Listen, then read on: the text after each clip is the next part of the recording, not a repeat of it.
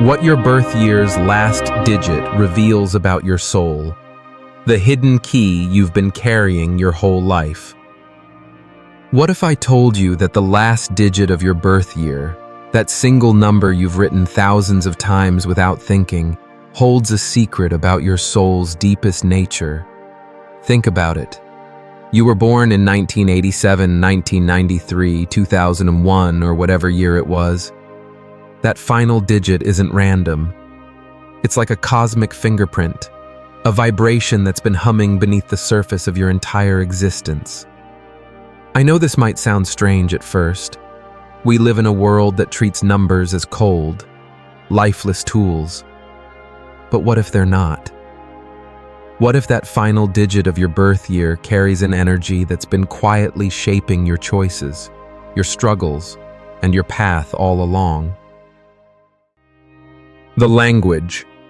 Your soul speaks. Carl Jung, the father of analytical psychology, believed that nothing in life is truly random. Everything speaks in symbols, our dreams, our patterns, even the moment we're born into this world. Jung saw symbols as living forces in our psyche, not just pretty metaphors. Numbers, to Jung, weren't just math. They were archetypal blueprints, spiritual codes that showed up in sacred texts, dreams, and mystical traditions across every culture. Each number carried its own energy, its own story, its own invitation to understanding. So let's bring this back to you. Your birth year isn't just a historical fact. It's a symbolic doorway into the collective energy you entered. And that final digit, it's like the closing note of a song. It doesn't define the whole composition, but it colors everything that follows. This isn't about fortune-telling or rigid labels. It's about listening more closely to patterns that have always been there, waiting to be recognized. Let me walk you through each digit and what it might reveal about your soul's rhythm. Remember, you're not defined by a number, but this number might help you understand what's always been alive within you. If you were born in a year, ending in 0, the sacred circle. 0 isn't nothing, it's everything. It's the womb of creation, the breath before the first word, infinite potential wrapped in silence. If your birth year ends in 0, you carry the energy of the eternal. You probably feel different from others, like you're watching the world from a timeless place. People are drawn to your presence without knowing why. You have this quiet gravity that makes others feel safe, understood, held. But here's the thing. 0 can feel heavy sometimes. You might feel like you don't belong anywhere, like you're floating between worlds. That emptiness you sometimes feel, it's not a void, it's sacred space. You're not broken because you need stillness while others chase noise. You're deep. Your gift to the world is being a guardian of meaning, a reminder that significance isn't found in speed, but in depth. If you were born in a year ending in Fern, the pioneer's flame, 1 is the spark of beginning, the courage to step into the unknown without a map. You've probably felt this your whole life, this subtle tension between who you're expected to be and who you really are. Even as a child, you sensed you needed to find your own way. There's something in you that questions systems, resists blind conformity, and feels called to initiate something new. The shadow of 1 is loneliness, the fear that if you go your own way, you'll be alone. But here's the truth. Your path isn't solitary. It's archetypal. You're not here to have all the answers. You're here to have the courage to take the first step, even when your voice shakes. When you embrace this energy, you become someone who opens doors not just for yourself, but for others. You show them that new beginnings are always possible. If you were born in a year, ending in soon the heart's mirror. 2 is the energy of connection, the soul that feels in pairs, the bridge between inner and outer worlds. You probably sense the emotional current in a room before anyone speaks. You've always been attuned to others, maybe more than to yourself. You're wired for relationships, for intimacy, for emotional depth. People feel understood around you, but the shadow of 2 is self-abandonment. You might lose yourself in others, silence your own voice to keep the peace, or carry emotional weight that isn't yours. Your task is learning to listen not just to others, but to your own heartbeat. When you master this balance, you become a bridge between hearts. You remind the world that feeling isn't weakness, it's wisdom. True union doesn't come from emptiness. It happens when 2 whole souls choose to meet. If you were born in a year, ending in 3, the creative spark. 3 is expression in motion, the soul that must speak, shape, shine. You don't just observe life, you absorb it. Stories, colors, rhythms, symbols. Your soul is attuned to the music beneath the surface. You probably speak multiple languages, not just of words, but of emotion and metaphor. Even if you're quiet, you radiate something magnetic. The shadow of 3 is overwhelming. You feel so much that you might leap from project to project, moment to moment, always moving, always creating, but underneath, wondering if you stop. Will you be consumed by what you feel? Here's the secret: silence isn't the enemy of expression. It's its sacred well. When your voice is rooted in authenticity, it doesn't just communicate, it illuminates. You're here to translate the invisible, to give shape to emotions others can't name. If you were born in a year, ending in 4, the foundation builder. 4 is structure, stability, the soul that builds what lasts. You're probably the quiet anchor in your environment. You're the planner, the stabilizer, the one who makes the invisible visible through consistency. Even as a child, you might have felt older than your age, taking on responsibilities others couldn't carry. The shadow of 4 is rigidity, clinging to routines or beliefs, not because they serve you, but because they once offered safety. You might fear change, fear spontaneity, fear surrender. But when you embrace flexibility within structure, you become not just a builder of systems, but a keeper of peace. You create space where others can grow. You're not the wall. You're the one who knows how to build doors. If you were born in the year, ending in 5, the sacred transformer. 5 is movement, curiosity, evolution, the soul of sacred change. You've probably gone through profound internal shifts, changing paths, beliefs, relationships, identities. Not out of confusion, but because staying unchanged feels like spiritual death. You're a shapeshifter, but not to deceive. You shift because the soul inside you is alive. The shadow of 5 is instability, change for the sake of change, restlessness without direction. You might chase the next thrill or flee from discomfort that actually leads to growth. When you ground this energy, you become a guide through change, a torchbearer for what's possible. You're not broken because you never stay the same. You're becoming over and over again. Your change isn't flight from yourself. It's a deeper return to who you truly are. If you were born in a year, ending in 6, the sacred guardian.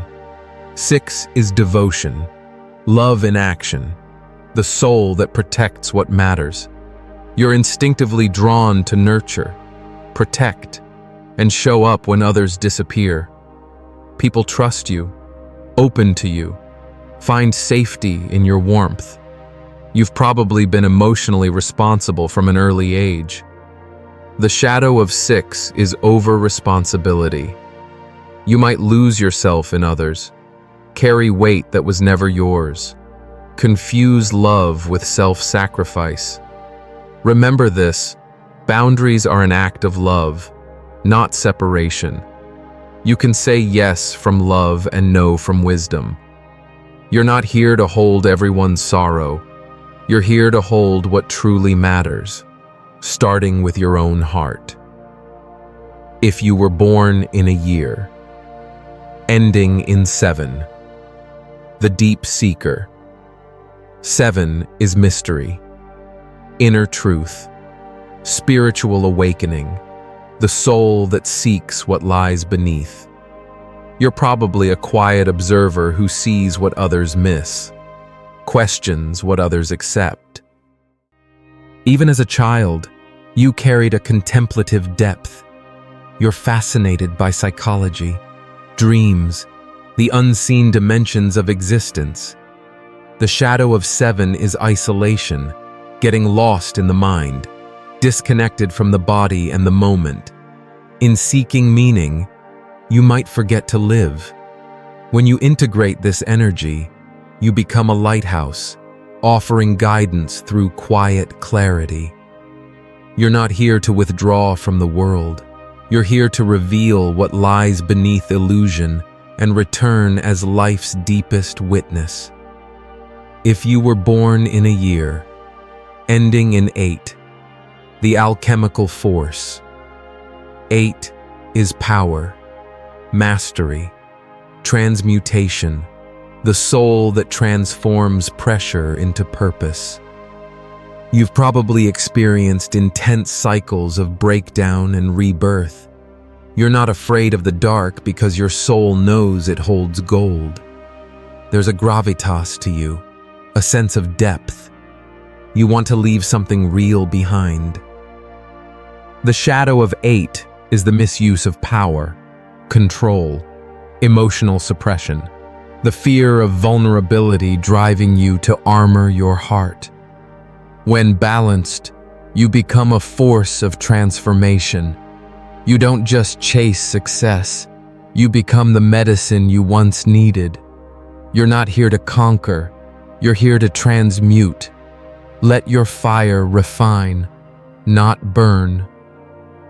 If you were born in a year, ending in 9, the wisdom keeper.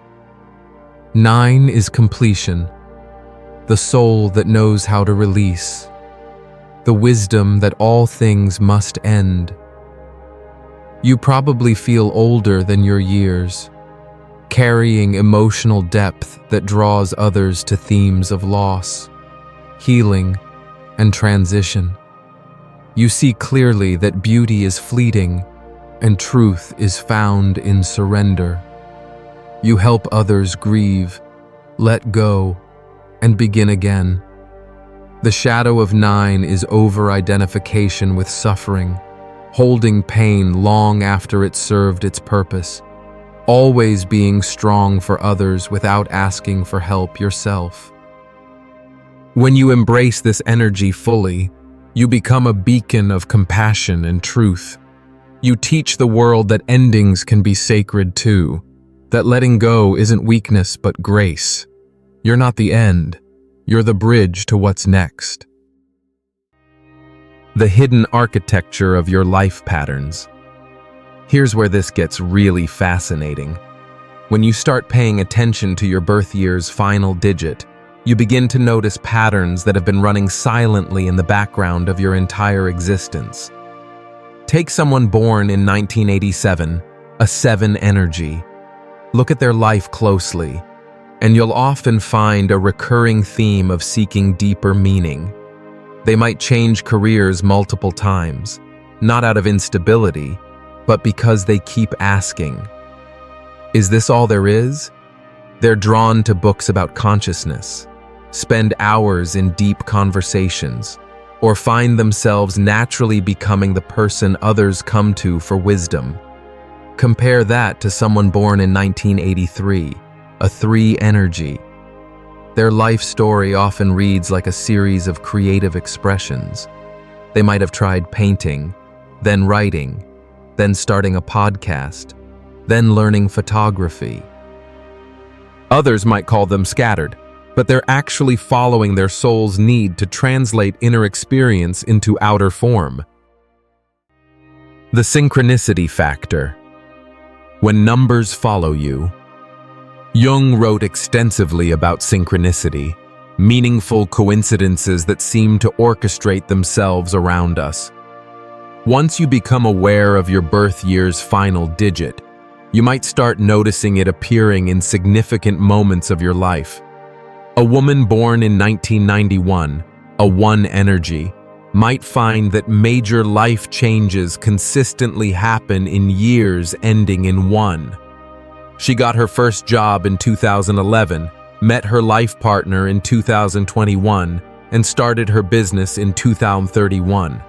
It's not magic. It's her soul's natural rhythm syncing with cosmic timing. Or consider someone with 8 energy, born in 1988. They might notice that their most profound transformations, the breakdown of old patterns and emergence of new power, consistently occur in 8-year cycles. Age 8, 16, 24, 32 become turning points where they shed old skins and emerge stronger. The shadow integration process. Your number's dark side. Jung emphasized that true wholeness requires embracing both light and shadow aspects of our nature. Each birth year digit carries both gifts and challenges that must be consciously integrated. The 0 soul, for instance, might spend years feeling lost and purposeless, thinking something's wrong with them. But this apparent emptiness is actually their initiation. Through learning to be comfortable in the void, they develop the rare capacity to hold space for others' transformation. Their emptiness becomes a sacred container. The 1 soul often struggles with isolation and the burden of always having to be first, strongest, most independent. Their shadow work involves learning that true leadership isn't about doing everything alone. It's about inspiring others to find their own strength. When they stop trying to prove their worth through achievement and start embodying authentic presence, they become magnetic catalysts for change. The 2 souls face the challenge of losing themselves in relationship after relationship. Their healing journey involves discovering that their gift of deep empathy actually requires strong boundaries. They must learn to feel with others without absorbing others' emotions as their own. This is their path to becoming truly helpful rather than codependent. Generational patterns and collective unconscious. Here's something most people miss. Entire generations share the same final digit energy, creating collective themes that shape historical periods. Look at the generation born in the 1980s, the 8s.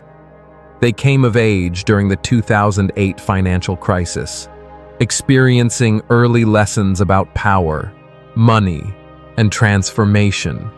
Many became entrepreneurs, activists, or change makers, instinctively knowing that old systems needed to be rebuilt from the ground up.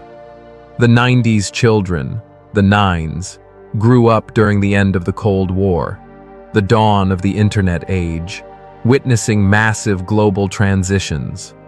They carry the wisdom of endings and beginnings, often feeling called to heal collective wounds and bridge generational gaps.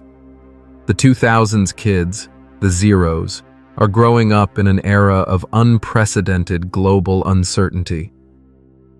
They're naturally equipped with the zero's gift of holding paradox, of finding meaning in chaos, of creating new possibilities from apparent nothingness.